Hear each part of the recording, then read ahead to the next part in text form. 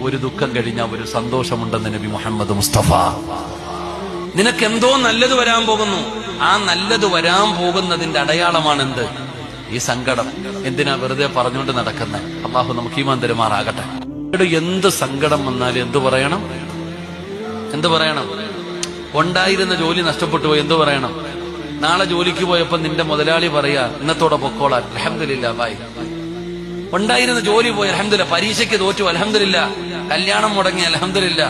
ഉണ്ടായിരുന്ന കച്ചവടം നഷ്ടപ്പെട്ടു പോയി, ബിസിനസ്സിൽ ലാഭം പോയി, എന്ത് വന്നാലും അൽഹംദുലില്ലാ. അള്ളാഹു പറയാൻ ഭാഗ്യം തരുമാറാകട്ടെ. അള്ളാഹു പറയാൻ ഭാഗ്യം തരുമാറാകട്ടെ. ഒരു കയറ്റം കഴിഞ്ഞാൽ ഇറക്കമുണ്ടോ? ഉണ്ടോ?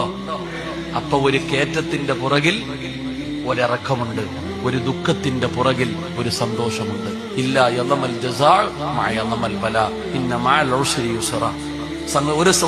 ഒരു ദുഃഖത്തിന്റെ പുറകിൽ ഒരു സന്തോഷമുണ്ട്. അപ്പൊ നിനക്ക് അള്ളാഹു ഇപ്പം ദുഃഖം തന്നിരിക്കുന്ന എന്തിനാ? നിനക്കെന്തോ നല്ലത് വരാൻ പോകുന്നു.